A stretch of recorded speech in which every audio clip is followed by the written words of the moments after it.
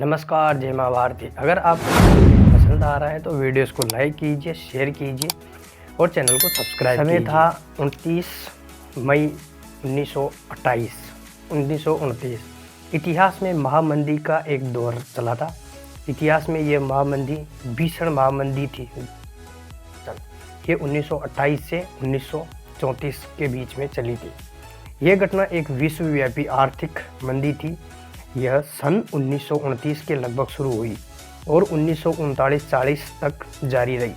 विश्व के आधुनिक इतिहास में यह सबसे बड़े और सर्वाधिक महत्व की मंदी थी। इस घटना ने पूरी दुनिया में ऐसा कहर मचाया था कि इससे उबरने में पूरे विश्व के देशों को कई साल लग गए थे। इससे बियॉन्ड स्तर पर आर्थिक व राजनीतिक प्रभाव हुए। इससे फांसीवाद बढ़ा और अंततः सेकेंड वर्ल्ड वार की स्थिति आ गई थी। हालांकि यह युद्ध दुनिया को महामंदी से निकालने के लिए भी सहायक हुआ था। इसी दौर में साहित्यकारों और फिल्मकारों को भी एक अच्छा सा अवसर मिला था। इस सब से इन सब्जेक्ट्स के ऊपर कई किताबें भी लिखी और कई फिल्में भी बनी थी और ये खूब उस समय पॉपुलर भी हुई थी। इसका कारण ग्रेट डिप्रेशन होने का कारण था अमेरिकी शेयर बाजार में गिरावट का इतना मनोवैज्ञानिक असर पड़ा कि वहाँ के लोगों ने अपने खर्चों में 10% तक की कमी कर दी, जिससे मांग प्रभावित हो गई और लोगों ने बैंक के कर्जे को पटाने बंद कर दिए, जिससे बैंकिंग ढांचा चरमरा गया और कर्ज मिलने बंद हो गए। लोगों ने बैंकों में जमा पैसों को निकालना शुरू कर दिया। इससे कई बैंक धराशायी हो गए, कोलैप्स कर गए, इकोनॉमी कोलैप्स हो गई।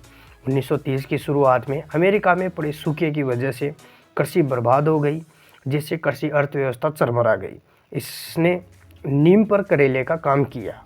सूखे ने अमेरिका की इस मंदी ने बाद में अन्य देशों को भी चपेट में ले लिया था और देखते ही देखते यह महामंदी में तब्दील हो गई।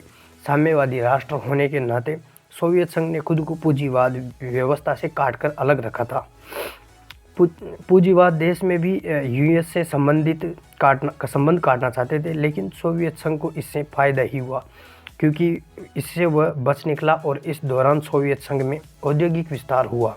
इससे मार्क्सवाद को प्रतिष्ठा मिली और उसे पूंजीवाद के विकल्प के तौर पर देखा जाने लगा था। और जर्मनी में हिटलर ने इसी महामंदी को बढ़ाने अपनी पकड़ बनाई।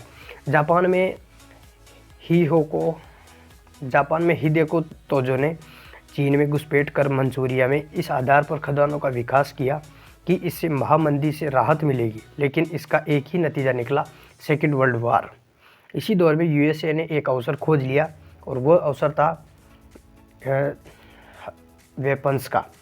यह अवसर शस्त्र निर्माण का यूएस ने डिफेंसिव और ऑफेंसिव और एटॉमिक बम को बनाने के लिए एक अच्छा खासा अवसर निकला था, जिसका यूज उसने सेकेंड वर्ल्ड वार में जापान के हिरोशिमा और नागासाकी पर 1945 में किया था। और इसी आर्थिक संकट का पूरे विश्व में प्रभाव पड़ा। जर्मनी में 1932 तक 60 लाख लोग बेरोजगार हो गए और इससे जर्मनी के बाह्य गणतंत्र की स्थिति बहुत दुर्बल हो गई और इससे हिटलर ने फ़ायदा उठाकर वह सत्ता में टॉप लेवल पर पहुंच गया। 1931 में आर्थिक मंदी के कारण ब्रिटेन को स्वर्णमान का परित्याग करना पड़ा। सरकार ने सोने का निर्यात बंद कर दिया। सरकार ने आर्थिक स्थिरीकरण की नीति अपनाई। इससे आर्थिक मंदी से उबरने में ब्रिटेन को काफ़ी मदद मिली। इस प्रकार फ्रांस की जीडीपी पर भी एक अच्छा खासा प्रभाव पड़ा कि जर्मनी से क्षतिपूर्ति प्राप्त हो।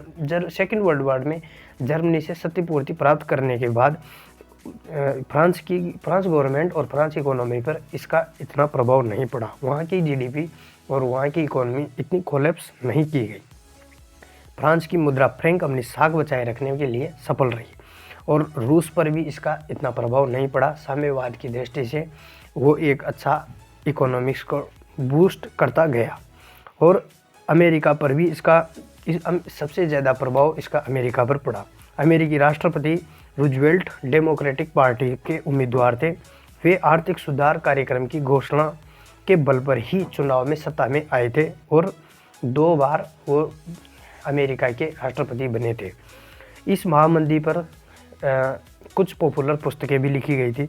The great of Wrath John स्टीबेक द्वारा, और द ग्रेट डिप्रेशन एलोन बसेडर द्वारा, और ऑफ माइस एडमैन जस्ट डी स्नेनबो द्वारा, और द ब्लाइंड असैसिनेशन को सन 2000 में बुकर पुरस्कार भी मिला था। जय हिंद।